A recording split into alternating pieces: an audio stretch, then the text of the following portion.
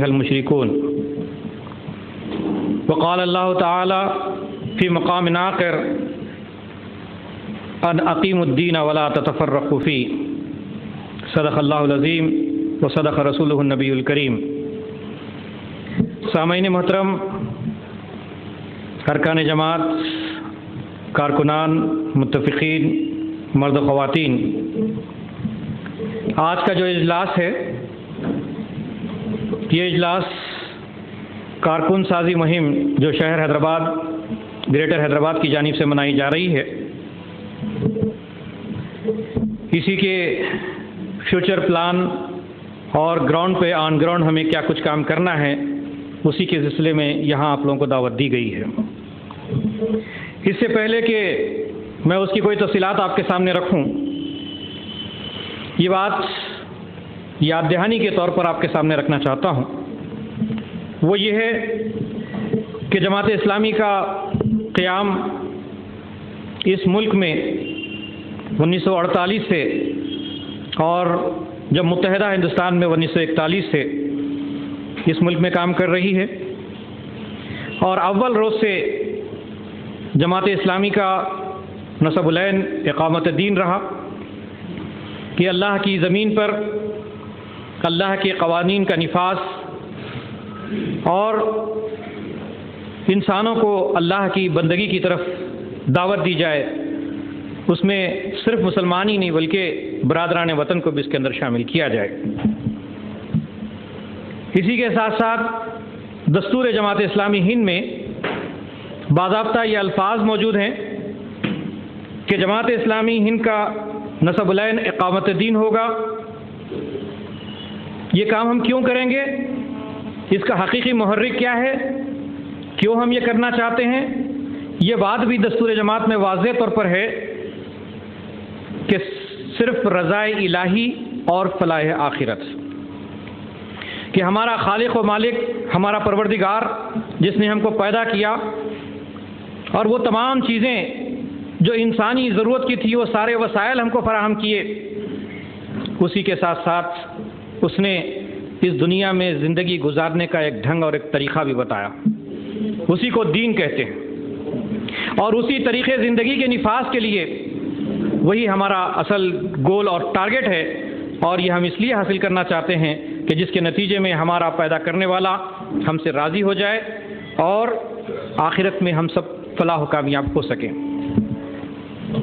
عزیزوں اور دوستو، جماعت اسلامی اول روز سے ہی اپنے طریقہ کار کو بھی متعین کر دی ہے کہ جو کام وہ کرے گی اس کی جو اساس ہوگی، اس کی جو بنیاد ہوگی، وہ قرآن اور سنت اس کی بنیاد ہوگی، اس کے سوا کوئی اور چیز نہیں ہوگی۔ باقی ساری چیزیں بھی جو اس کے ساتھ لی جائے گی قرآن اور حدیث کے انڈر رہتے ہوئے لی جائے گی، اس سے بیانڈ دی لمٹ ہم نہیں جا سکتے۔ عزیزوں اور دوستو، ظاہر بات ہے کہ یہ کام اکیلے انفرادی طور پر کرنے کا نہیں ہے۔ اگر آپ پوری اجتماعی زندگی پر یا اسلام کے پورے ماحول پر اگر آپ غور کر کے دیکھیں تو آپ کو معلوم ہوتا ہے کہ اسلام ایک مضبوط اجتماعیت کا مطالبہ کرتا ہے، چاہے وہ نماز کے ذریعے سے ہو، چاہے روزے کے ذریعے سے ہو، چاہے حج کے ذریعے سے ہو، چاہے زکوٰۃ کے ذریعے سے ہو۔ ظاہر بات ہے کہ ان سب چیزوں کے اندر اجتماعی نظم کے بغیر اسلام کا تصور ممکن نہیں ہے، اور اللہ کے رسول صلی اللہ علیہ وسلم نے اجتماعیت کے ساتھ چمٹے رہنے اور اس سے وابستہ رہنے کی بار بار تلقین کی ہے۔ یہ بھی ہم جانتے ہیں کہ نبی اکرم حضرت محمد مصطفیٰ صلی اللہ علیہ وسلم نے اس بات کا بھی حکم دیا کہ اگر کسی بیابان میں، کسی جنگل میں 3 آدمی بھی رہتے ہوں تو ان میں سے اپنا ایک امیر بنا لے، 3 لوگ بھی اگر سفر کر رہے ہوں تو اس میں سے آپ ایک اپنے آپ کو امیر بنا لے۔ تو معلوم یہ ہوتا ہے کہ اسلام کا یہ مطالبہ ہے کہ ایک اجتماعیت ہو اس کی۔ چنانچہ اسی غرض کے لیے جماعت اسلامی اس ملک میں قائم کی گئی، اور الحمدللہ پچھلے 50-60 سالوں سے مستقل یہ کام انجام دیتی آ رہی ہے۔ لیکن اس وقت جو مہم ہمارے سامنے درپیش ہے، یہ سوال ہمارے ذہنوں میں پیدا ہو سکتا ہے کہ آخر یہ مہم کیوں منائی جا رہی ہے؟ ایسی کیا ضرورت جماعت اسلامی کو پیش آ گئی ہے؟ میں آپ کے بتاؤں کہ جماعت اسلامی کی یہ جو مہم ہے وہ کوئی اتفاقی حادثہ نہیں ہے، بلکہ اول روز سے ہی جماعت اپنے پھیلاؤ کے سلسلے میں، افراد سازی کے سلسلے میں، ہیومن ریسورسز کو ڈیولپ کرنے کے سلسلے میں مستقل کوشاں رہی ہے۔ لیکن اس وقت جماعت ایک اور قدم آگے بڑھانے کے لیے، ہمارے معاشرے کے مختلف طبقات کو مخاطب کرنے کے لیے اور اپنے کام کو پھیلانے کے سلسلے میں ایک اور اسٹیپ اس طریقے سے لینا چاہتی ہے کہ ہم کہیں پر جہاں رکے ہوئے ہیں، جو ایک اور ایک کے ساتھ جو کام کر رہے ہیں، ایک اور ایک ملا کے ہم 11 کر سکیں، اس کو ملٹیپلائی کر سکیں اور کام کو ہم کس طریقے سے پھیلا سکیں۔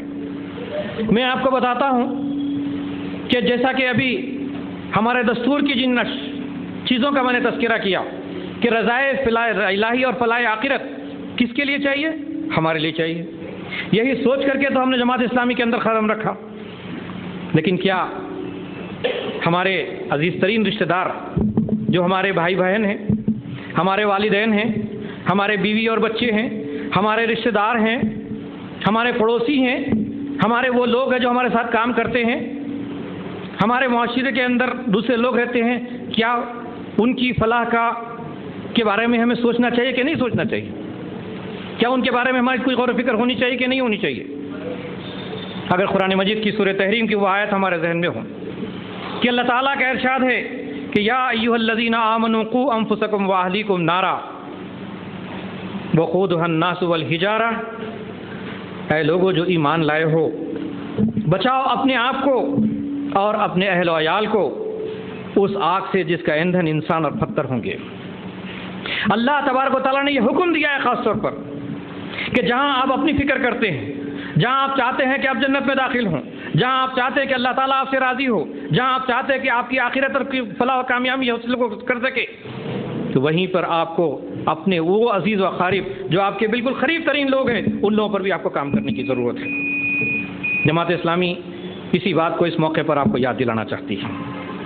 میں آپ کو بتاتا ہوں کہ اللہ کے رسول صلی اللہ علیہ وسلم کو اللہ تبارک و تعالیٰ نے قرآن مجید میں جو باتیں بتائی ہیں اور اسے پوری امت مسلمہ کو جو سبق دیا ہے کہ وہ جہنم جس کا ایندھن انسان اور پتھر بننے والے ہیں، جس کے اندر یہ ہماری قریب ترین آبادی اس جہنم میں جانے والی ہے، وہ جہنم کیسی ہے؟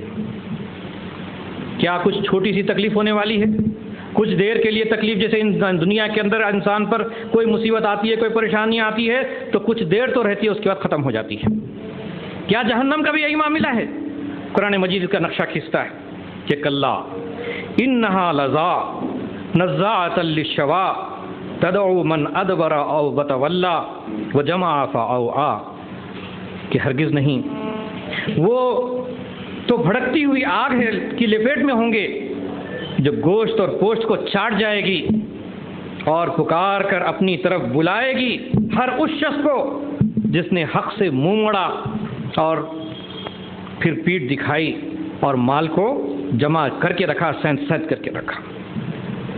اس آیت کی روشنی میں اگر آپ دیکھیں کہ ہمارے اطراف و اکناف میں ہمارے بچوں کا کیا حال ہے، ہمارے رشتہ داروں کا کیا حال ہے، ہمارے پڑوسیوں کا کیا حال ہے، کہ جن لوگوں کے ساتھ معاملہ یہ ہے کہ دنیا کا مال کمانے، دنیا کے اندر کمپٹیشن کو حاصل کرنے، دنیا کے سارے چیزوں کے آگے بڑھنے کے سلسلے میں اب ایڑی چوٹی کا زور لگائے ہوئے، لیکن دوسری طرف اسلام کے تئیں ان کی جو کوششیں ہونی چاہیے تھی، اسلام کی سربلندی جو ان کا فرض منصبی ہے، یہ جماعت اسلامی کا فرض منصبی نہیں ہے، یہ تو اسلام کا فرض منصبی ہے، ہر مسلمان کا فرض منصبی ہے۔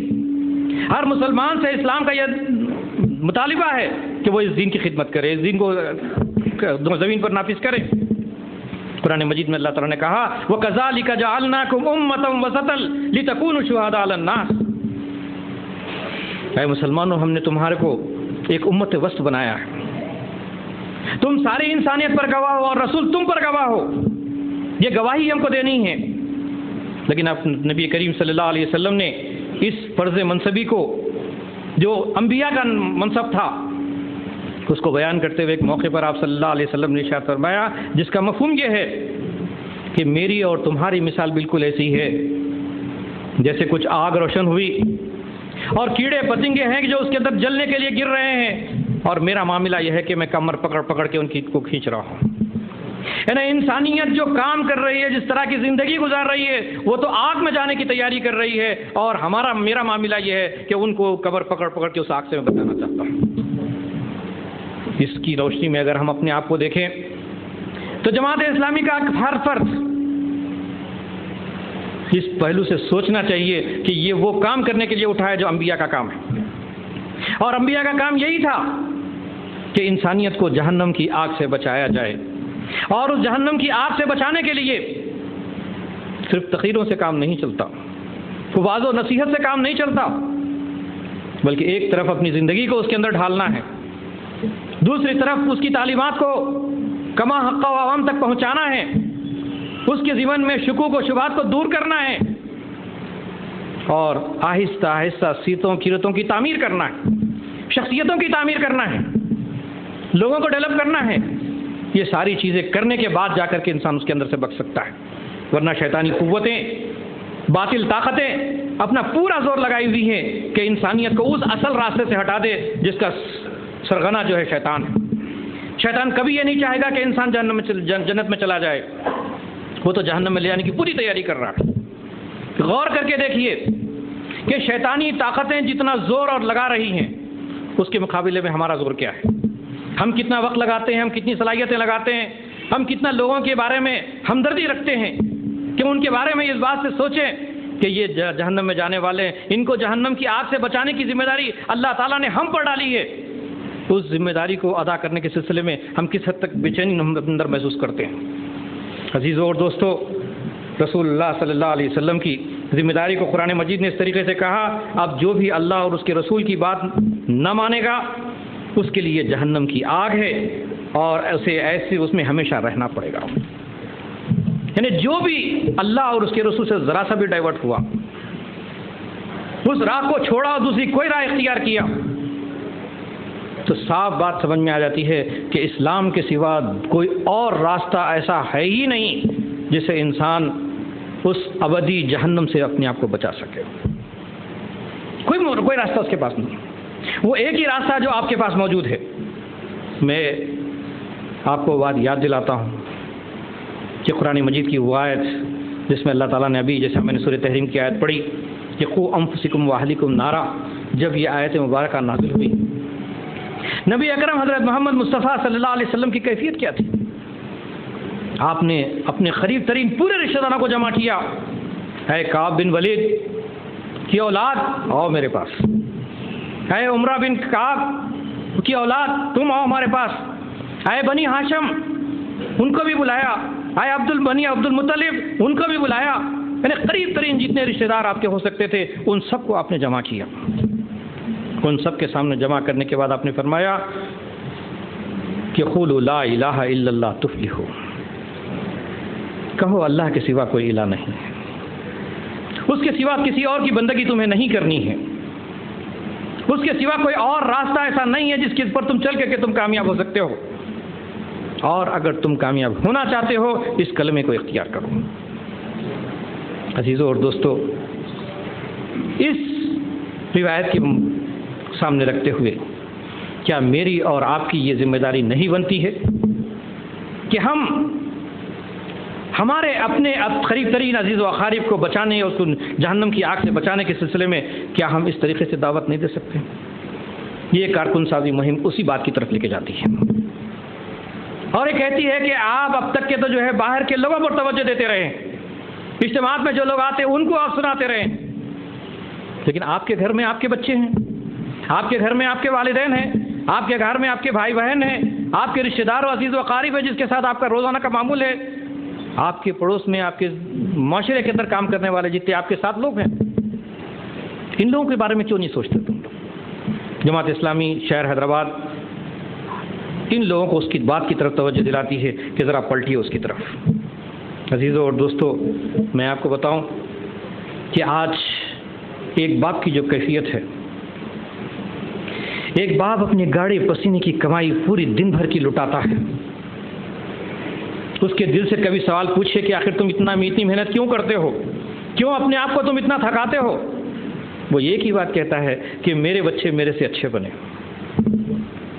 میرے بچوں کا اسٹیٹس میرے سے اچھا بنے، جو کچھ میں نہیں کر سکا میری اولاد کر سکے۔ اور دنیا اس وقت کمپیٹیو دور کی ہے، ہر جگہ کمپٹیشن ہو رہا ہے، اس کمپٹیشن میں میرے بچے پیچھے نہ رہیں۔ یقیناً یہ ہر باپ کی خواہش ہونی چاہیے اور بالکل فطری خواہش ہے،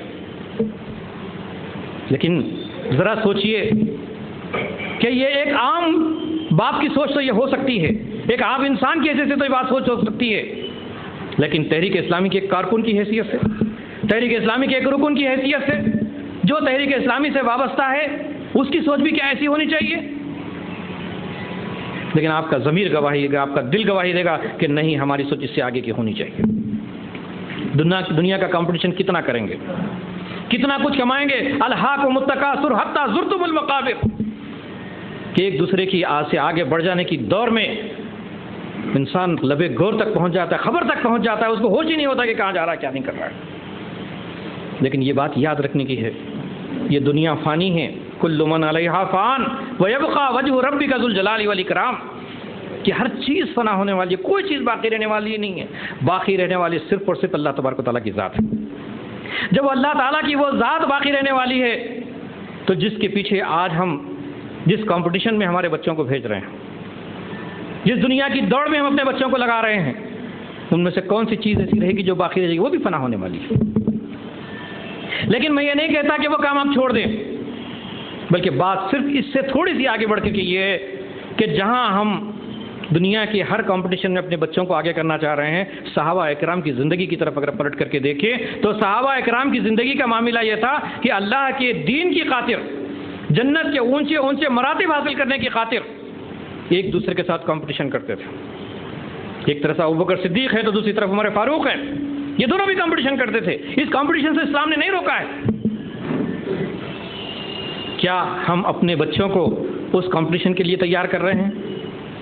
جماعت اسلامی اس موقع پر آپ سب کو یہی بات یاد دلانا چاہتی ہے کہ نہیں، آپ آگے بڑھیے اس وقت۔ دنیا کے سارے کمپٹیشن میں جو آپ لے رہے ہیں تو اسلام کے اندر بھی کمپیٹ کرائیے ان کو، اسلام میں سب سے بہترین نمونہ اس وقت کا بن سکے، اپنی پرسنالٹی کو اسلامی پرسنالٹی بنا سکے۔ ہمارے بچوں کو اس حیثیت سے تیار کرنے کی ضرورت ہے۔ ہماری خواتین جن کی گودوں میں بچے پل رہے ہیں، اور ہماری مائیں، ہماری بہنیں جو کچھ کرتی ہیں وہی ان کے بچوں پر اس کا اثر پڑتا ہے۔ ہر ماں اپنے بچے کے بارے میں آپ سنجیدگی سے غور کر کے دیکھیں کہ اپنے معاشرے کے اندر دوسرے بچوں سے اپنے بچے کو اچھا دیکھنا چاہتی ہے، اچھا پہنانا چاہتی ہے، اچھا کھلانا چاہتی ہے، اس کی ہر خواہش کو پوری کرنا چاہتی ہے۔ یقیناً اس کی ایک فطری خواہش ہے، لیکن اس کے ساتھ ساتھ کیا اپنے بچے کو جنت میں بھی دیکھنا چاہتی ہے؟ کیا اپنے بچے کو اس حیثیت سے تیار کرنا چاہتی ہے کہ اس دنیا کے اندر ایک ماڈل بن سکے، اسلامک ماڈل بن سکے؟ کیا دوسرے بچوں کے مقابلے میں اپنے بچے کو اسلامی طرز پر بنانے کی فکر کر سکتی ہے؟ ایک عام خاتون تو یہ نہیں سوچ سکتی، لیکن تحریک اسلامی کی ہر خاتون کی یہ ذمہ داری بنتی ہے کہ وہ سوچے اس حیثیت سے کہ اپنے گودوں میں پرورش پانے والے بچوں کے سلسلے میں غور کرے اور ان کی صحیح اسلامی تربیت کے سلسلے میں خاص طور پر توجہ دیں، اس لیے کہ اولاد انسان کا مستقبل ہوا کرتا ہے، اور انسان کی زندگی کی آخری حصے میں جس سے کوئی خواہش، کوئی امید اور کوئی عرض رکھتا ہے تو اپنی اولاد کے ساتھ ہی رکھتا ہے۔ لیکن میں آپ کو یاد دلاؤں کہ جتنے اعمال انسان کرتا ہے اس کی موت کے ساتھ وہ عمل ختم ہو جاتا ہے، لیکن 3 عمل ایسے ہیں جو آخرت میں بھی اس کو کام آتے ہیں۔ اس میں سے ایک عمل یہ بھی ہے کہ وہ بچے جس کی تعلیم و تربیت میں آپ نے بہترین رول ادا کیا، ان کو اچھا ادب آپ نے سکھایا، اسلامی تعلیمات سے ان کو آراستہ کیا، جب اس کے اوپر جو عمل کریں گے تو وہ عمل کا اجر آپ کو بھی ملے گا، وہ دعائیں کریں گے تو وہ دعاؤں کا اجر بھی آپ کو ملے گا۔ کیا یہ مستقبل کے بارے میں ایک تحریک اسلامی کے کارکن ہونے کی حیثیت سے ہمیں اس پر سوچنے کی ضرورت نہیں ہے؟ عزیزوں اور دوستو، رشتہ داروں کے سلسلے میں ہم سب فکر مند رہتے ہیں۔ ہمارے رشتہ داروں میں کون کتنا کمزور ہے، کون کتنا طاقت ہے، اس کا اندازہ ہم کو ہے۔ ہر موقع پر کبھی ہم مختلف انداز سے ان کے ساتھ رہتے ہیں، لیکن جس پہلو پہ ہمیں غور کرنے کی ضرورت ہے، کیا دوسرے اسٹیٹس اور دوسرے چیزوں کے سلسلے میں ان کی مدد ہم کرتے ہیں؟ کیا دینی تعلیم و تربیت کے سلسلے میں کچھ غور و فکر کرتے ہیں؟ کہ ان کی سیرت اور کردار کو بنانے کے سلسلے میں کچھ غور و فکر کرتے ہیں، تو یہ وقت ہے کہ تحریک اسلامی کے کارکنوں کو اس حیثیت سے بھی آگے بڑھنا چاہیے اور سوچنا چاہیے۔ عزیزوں اور دوستو، اللہ تبارک و تعالیٰ نے ہماری زندگی کا جو مقصد مرتب کیا ہے، تھوڑا سا آگے ہو جائیے، پیچھے لوگوں کو ضرورت پڑ رہی ہے، کرسیاں تھوڑا آگے لے لیجیے۔ شہر کو 5 سے 15 منٹ لگتے کہتے ہو رہے ہیں، اگر جب تک آپ کا ہو گیا تو اس کے سامنے کی کر لو بچوں، اب جیسا ہے دیکھ لیجیے۔ جی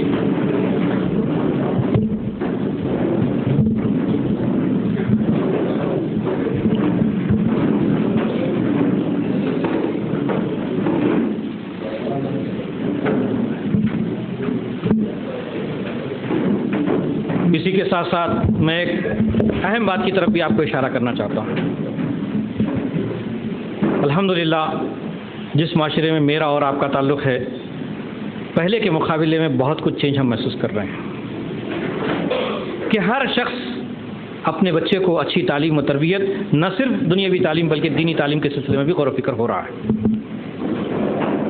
لیکن ایک چیز کی کمی کہیں نہ کہیں مجھے محسوس ہوتی ہے، اور یقیناً آپ لوگ کر رہے ہوں گے، لیکن میں ایک یاد دہانی کے طور پر یاد دلاتا ہوں۔ ضرورت ہے کہ اپنی اولاد کے سلسلے میں، اپنی بہنوں کے سلسلے میں، اپنے بھائیوں کے سلسلے میں، اپنے رشتہ داروں کے سلسلے میں کچھ راتوں میں اٹھ کر کے دعا کریں،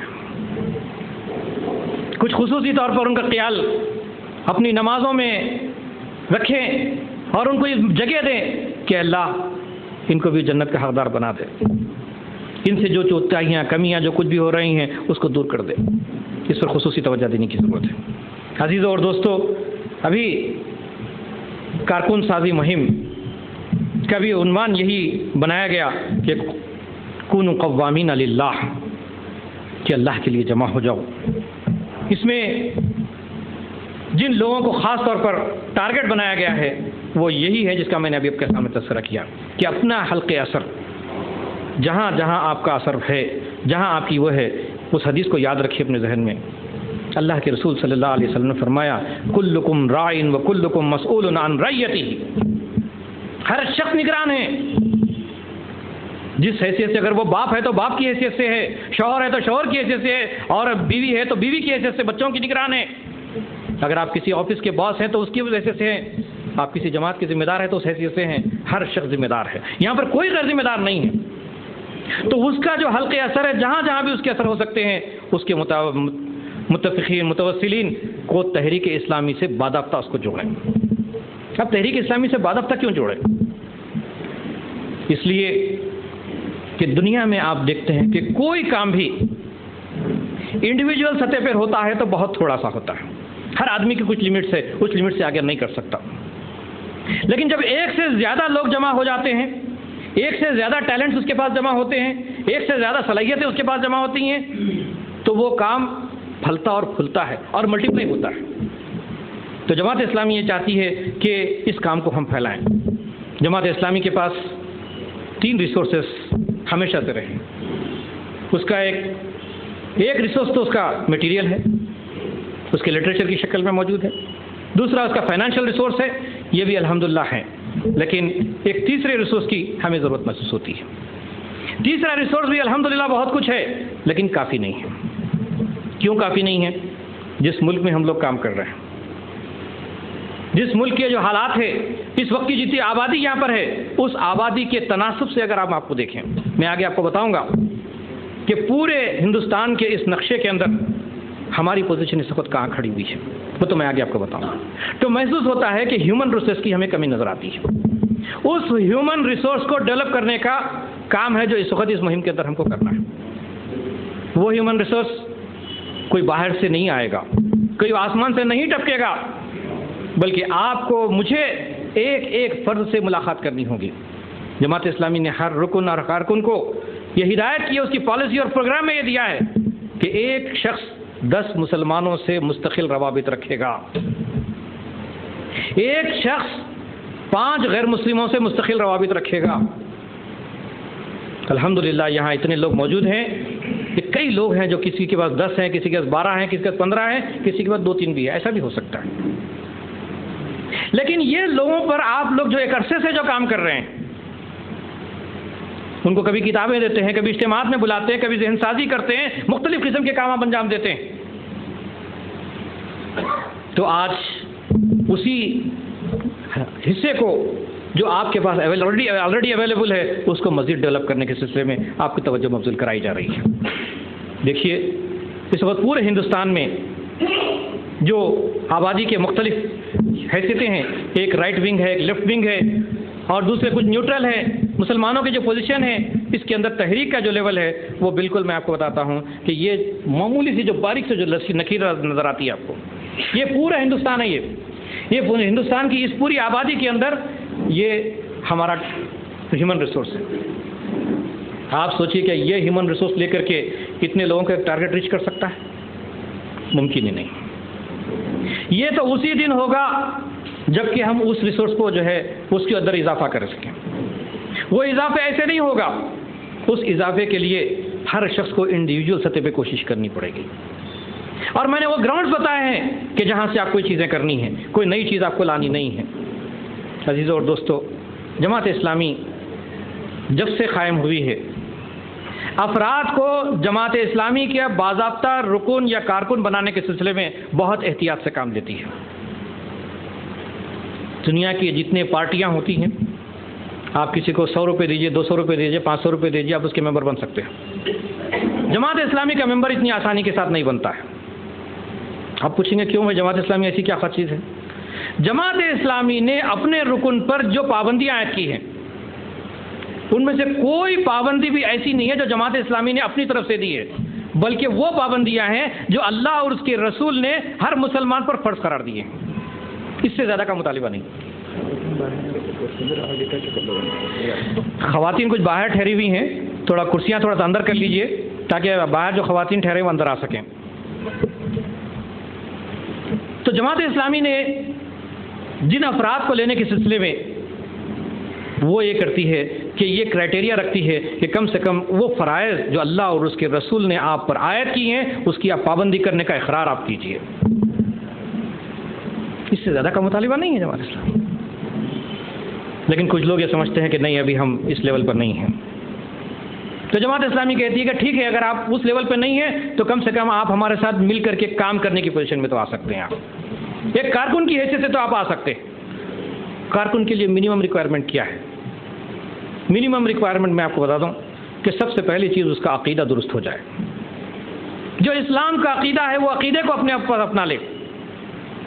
دوسرا یہ کہ جماعت اسلامی نے جو نسب العین کو طے کیا ہے وہ نسب العین جماعت اسلامی کا نہیں ہے، بلکہ قرآن نے جس کو متعین کیا ہے، جس کو میں نے اپنی تقریر کی ابتدا میں کہا ان اقیم الدین ولا تتفرقوا فی، کہ اس دین کے قیام کے سلسلے میں اپنا نسب العین بنا لے، وہی رضا الہی فلاح آخرت اپنے زندگی کا مقصد بنا لے، اور طریقہ کار کے سلسلے میں قرآن حدیث کا پابند ہو جائے، اور قرآن حدیث سے جو گائیڈ لائنس ملے اس کے ساتھ چلنے کے لیے تیار ہو جائے.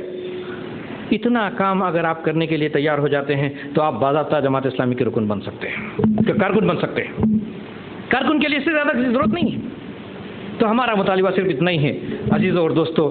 اس کو ہم جب سلیکٹ کرنے کی کوشش کرتے ہیں، لیکن مسئلہ یہ ہے کہ جب ہم چھاننا شروع کرتے ہیں، جب افراد کو فلٹرنگ کرنا جب شروع کرتے ہیں تو اس کے اندر ایسا ہوتا ہے کہ جو نیا خون ہمارے کو ملنا چاہیے تھا کہیں ہم اس کو فلٹر کر جاتے ہیں.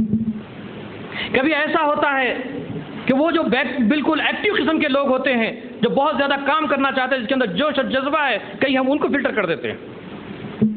کبھی ایسا ہوتا ہے کہ اچھے اچھے جو ٹیلنٹس اس لوگوں کے پاس ہوتے ہیں وہ ٹیلنٹس کو ہم فلٹر کر دیتے ہیں.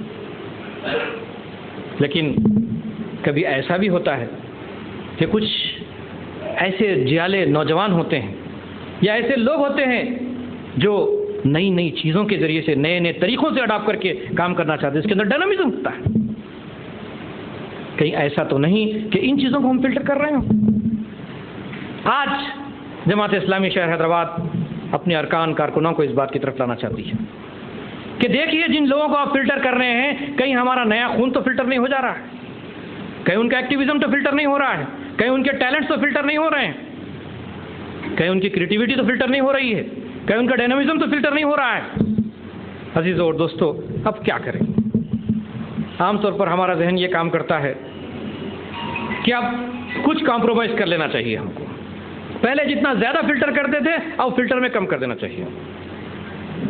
میں سمجھتا ہوں کہ یہاں جتنے لوگ بیٹھے ہوئے ہیں مرد و خواتین کوئی بھی میری بات سے اتفاق نہیں کریں گے، اس لیے کہ چھنی جب باریک ہوگی تو بہت چھنکی آئے گی، اور چھنی جب موٹی ہوگی تو پھر وہ چیز بھی آ جائے گی. لیکن خدشہ اس بات کا ہے کہ تحریک اسلامی کا جو اصل مقصد ہے یا اس کا جو نصب العین ہے، اس کا جو طریقہ کار ہے، اس کو جو سمجھنے کی جو کیفیت ہے، اس میں کہیں کمی نہ ہو جائے، یہ خدشہ لگا ہوا ہے.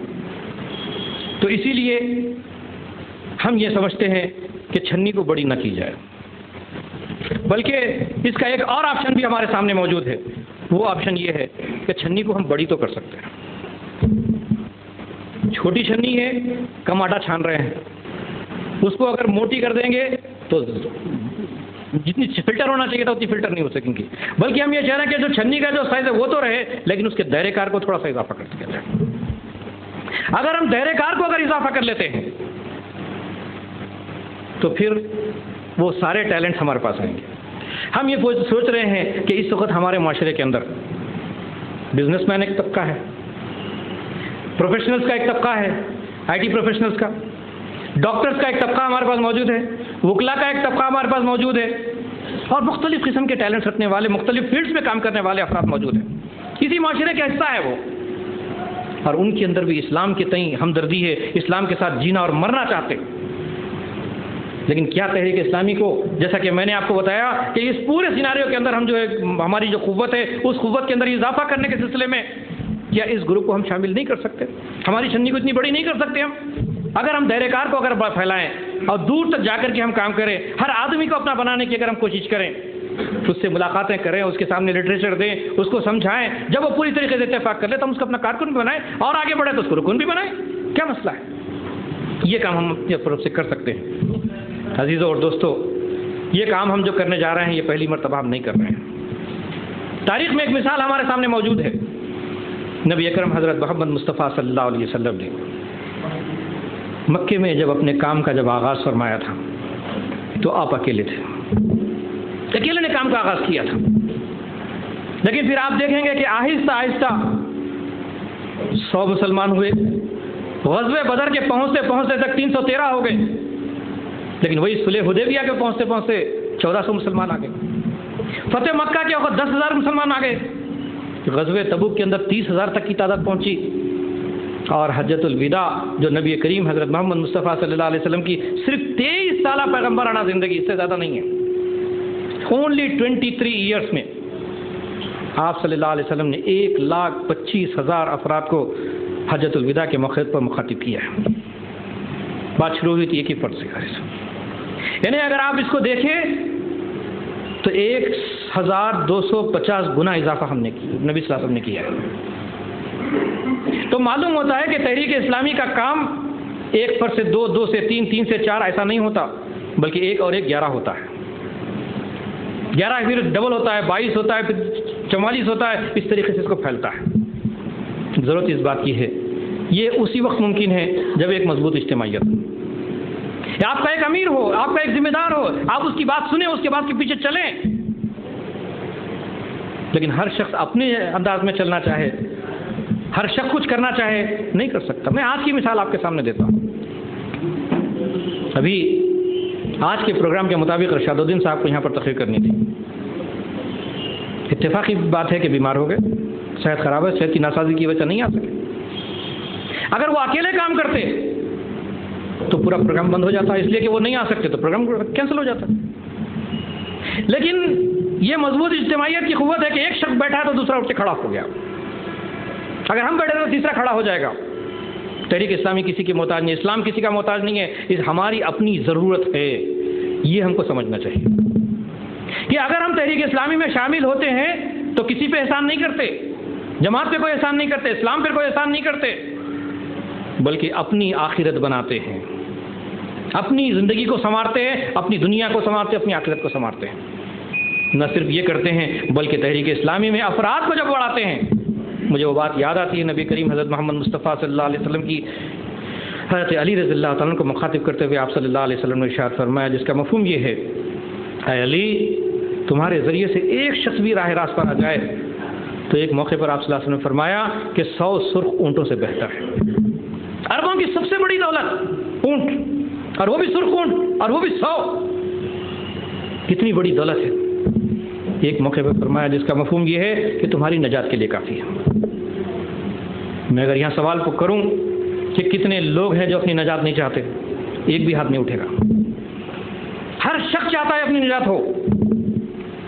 اگر اپنی نجات اگر ہم چاہتے ہیں تو آگے بڑھیے اور کام کیجئے.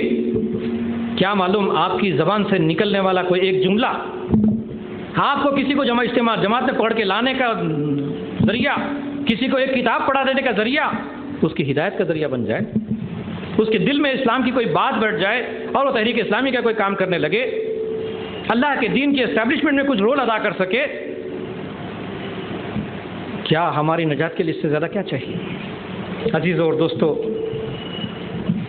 میں آپ کو سامنے بتانا چاہتا ہوں کہ ہماری قوتیں جن کی طرف ہمیں کام کرنے کی ضرورت ہے وہ ہماری فیملی ممبرس ہو سکتے ہیں، فرینڈس ہو سکتے ہیں، نیبرس ہمارے ہو سکتے ہیں، بزنس مینس ہو سکتے ہیں. یہ ساری چیزیں ہیں. اس کے ساتھ ساتھ میں آپ کو بتاؤں کہ ہم اپنے افراد کے اندر بھی بہت سے لوگوں کو کہیں ہم دیکھیں کہ رکے ہوئے ہیں، کہیں سلیکنس نظر آتا ہے. وہ سلیکنس کیوں ہے؟ ہم یہ سمجھتے ہیں کہ فلاں صاحب کام نہیں کر رہے، فلاں صاحب کام نہیں کر رہے تو لہٰذا ان کو چھوڑ دیا جائے.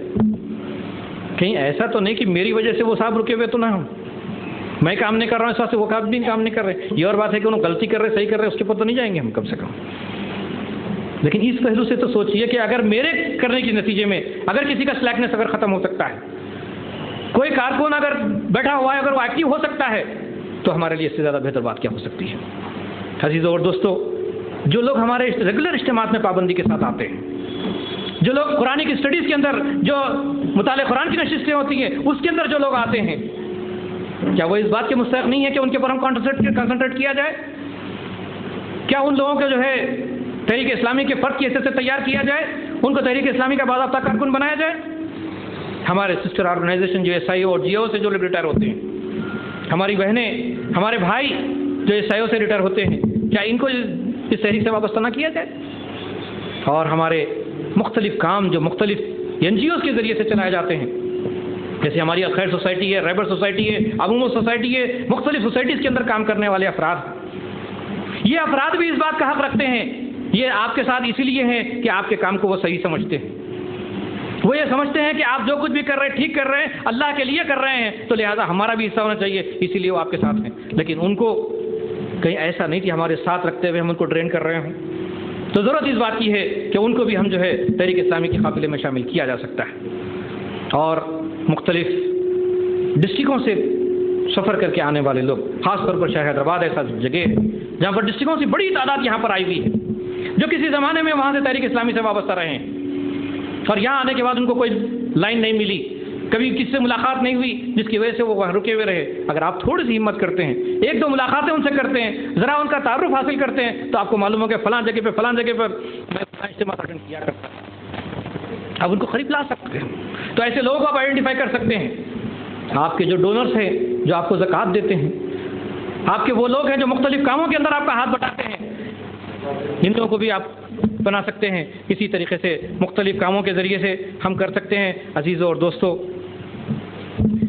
میں آپ سے آخری بات جو کہتے ہوئے اپنی بات کو ختم کروں گا وہ یہ ہے کہ ہماری اپنی ذمہ داریوں کے تحت جو اللہ تعالیٰ نے ہم کو جو فرض منصبی پر فائز کیا ہے، اس کا یہ تقاضا ہے کہ ہم افراد سازی پر خصوصی توجہ دیں اور ان کو بہتر سے بہتر طریقے سے ڈیولپ کر کے، ان کی شخصیتوں کو نکھار کر کے تحریک اسلامی کا ایک قافلے میں شامل کر کے اس تحریک کے کام کو اور بڑھایا جا سکتا ہے اور پھیلایا جا سکتا ہے، اور پورے ہندوستان کے اندر ایک اہم رول جماعت اسلامی ادا کر سکتی ہے.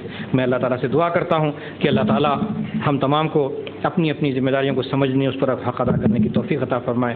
رب اغفر وارحم وانت خیر الراحمین برحمتک یا ارحم الراحمین. وآخر دعوانا ان الحمد للہ رب العالمین.